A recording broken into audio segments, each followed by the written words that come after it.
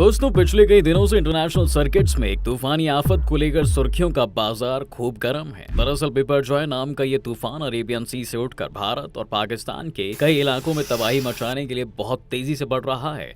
मौसम विभाग भी साइक्लोन को लेकर कई दिनों से लगातार चेतावनी दे रहा है और समुद्री इलाकों से दूर रहने की बात कर रहा है। कोस्टल एरियाज पर लगातार कोस्ट गार्डिंग पेट्रोलिंग कर रहे हैं और मछुआरों को समुद्र से बाहर आने को कह रहे हैं। लोगों के बीच इस साइक्लोन को लेकर कई सवाल लगातार उठ रहे हैं, जैसे कि साइक्लोन कितना खतरनाक है, क्या इससे भारत पर कोई असर पड़ेगा या फिर नहीं, भारत के किन एरियाज में सबसे ज्यादा नुकसान पहुंचाएगा और कब तक इसके भारत पहुंचने की उम्मीद है। इन सभी सवालों के जवाब जानने की कोशिश करेंगे मैं आज की अपनी इस वीडियो में। बने रहिए हमारे साथ अंत तक। दोस्तों, आपको बता दें कि बिपरजॉय साइक्लोन को लेकर मौसम विभाग की ओर से लगातार गंभीर चेतावनी जारी की जा रही है और अभी के हालात ऐसे हैं कि अब यह साइक्लोन धीरे धीरे नॉर्थ वेस्ट डायरेक्शन की तरफ बढ़ रहा है। इससे पहले बात की जा रही थी कि पाकिस्तान की तरफ बढ़ रहा था, लेकिन अब इसने अपना रूट बदल लिया है। अब इसका असर राजस्थान, गुजरात और महाराष्ट्र के कोस्टल एरियाज में दिखना शुरू भी हो गया है। मौसम विभाग द्वारा दी गई जानकारी की माने तो ये 15 जून तक गुजरात पहुंच सकता है। वहीं गुजरात के सौराष्ट्र और कच्छ के लिए तो येलो अलर्ट जारी कर दिया गया है। वहीं दूसरी तरफ इसकी वजह से राजस्थान के कई इलाकों में 16 जून तक तेज आंधी और बारिश होने की उम्मीद भी जताई जा रही है। इसका ज्यादा असर अरावली की पहाड़ियों से सटे जोधपुर और उदयपुर के इलाकों में अभी से देखा जा सकता है। इसके साथ ही बताया जा रहा है कि बिपरजॉय बहुत बड़े चक्रवाती तूफान का रूप ले चुका है। दरअसल साइक्लोन को उसकी सीवियरनेस के बेसिस पर कई कैटेगरीज में बांटा जाता है और उसके अनुसार ये साइक्लोन सेकंड कैटेगरी का एक खतरनाक तूफान है।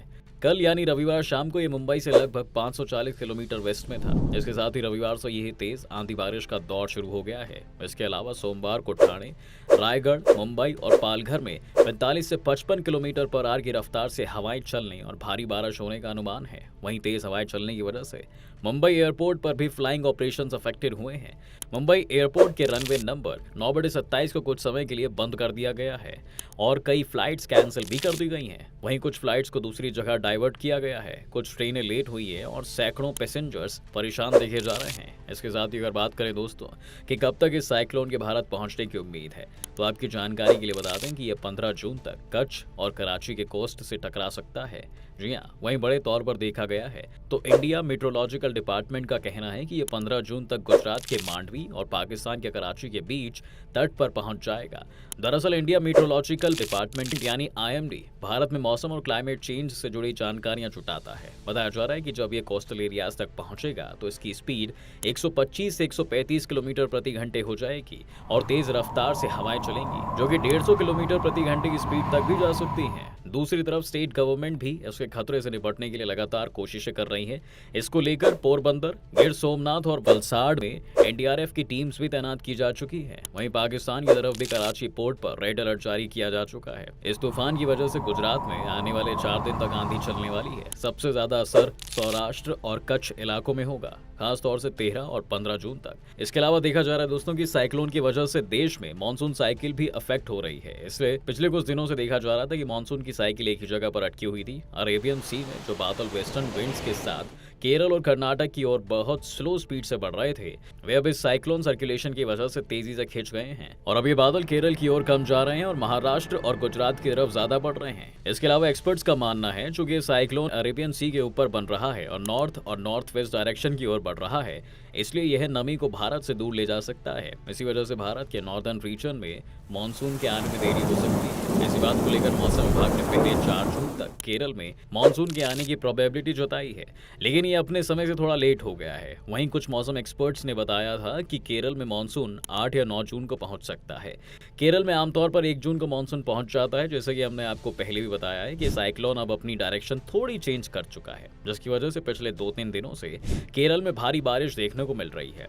पर केरल में दस्तक देने के बाद मानसून महाराष्ट्र और गोवा की तरफ बढ़ रहा है। मौसम विभाग का आइडिया है दोस्तों कि अगले 24 घंटे के अंदर मानसून पूरे गोवा, महाराष्ट्र के कुछ हिस्सों में, मेनली कोस्टल महाराष्ट्र में अच्छे खासे तरीके से छा जाएगा। उधर केरल के तिरुवनंतपुरम, कोल्लम, पत्थनमथिट्टा, अलापुझा, कोट्टायम, इदुक्की, कोझिकोड और कन्नूर में अब मानसून को लेकर येलो अलर्ट जारी कर दिया है। वहीं नॉर्थ इंडिया के पार्ट जैसे बिहार, झारखंड, पश्चिम बंगाल, ओडिशा, पूर्वी उत्तर प्रदेश प्रदेश, कोस्टल आंध्र और तेलंगाना में 2 से 3 दिन तक अभी और लू के हालात ही रहेंगे। 2 से 3 दिन में आंध्र, तेलंगाना, ओडिशा, छत्तीसगढ़ में मानसून के पहुंचने की कोई उम्मीद नहीं है। इसके साथ ही अब एक और बड़ा सवाल हमारे सामने आ गया दोस्तों कि क्या मानसून लेट होने से इस बार सूखा पड़ने के हालात भी पैदा हो सकते हैं।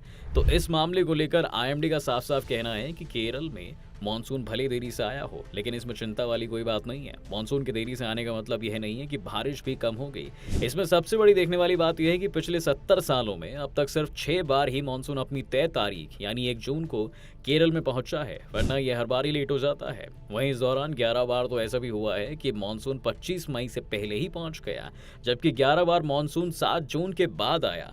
आईएमडी की तरफ से यह बात बिल्कुल साफ है दोस्तों कि मानसून को लेकर डरने की कोई बात नहीं है। इसके अलावा अगर बात करें तो साइक्लोन से गुजरात और महाराष्ट्र के मछुआरों को ज्यादा दिक्कत उठानी पड़ सकती है। मछुआरों को समुद्र में जाने से पहले भी मना कर दिया है। इसमें से ज्यादातर मछुआरे ऐसे हैं जिनकी रोजी रोटी सिर्फ मछली पकड़ने पर ही चलती है। वहीं ट्रेन से लेकर फ्लाइट ट्रैवल पर भी इसका अच्छा खासा असर देखा जा सकता है। इसके साथ ही दूसरे छोटे रोजगार करने वाले लोगों को भी तूफान की वजह से कुछ समय के लिए दिक्कत झेलनी पड़ सकती है। इन सब बातों के बाद अब आइए यह भी जान लेते हैं दोस्तों कि असल में साइक्लोन क्या होता है और ये बनते कैसे हैं। दरअसल साइक्लोन शब्द ग्रीक भाषा के साइक्लोस से लिया गया है, जिसका मतलब होता है सांप की कुंडलियां। ऐसा कहने की भी एक बहुत खास वजह है। असल में बे ऑफ बंगाल और अरेबियन सी में ट्रॉपिकल साइक्लोन समुद्र में कुंडली मारे सांपों की तरह दिखाई देते हैं। वहीं अगर बात करें तो साइक्लोन असल में गोलाकार तूफान या फिर कहें सर्कुलर स्टॉर्म होते हैं जो गर्म समुद्र के ऊपर बनते हैं। वहीं जब ये साइक्लोन जमीन पर पहुंचते हैं तो अपने साथ भारी बारिश और तेज हवाएं लेकर आते हैं।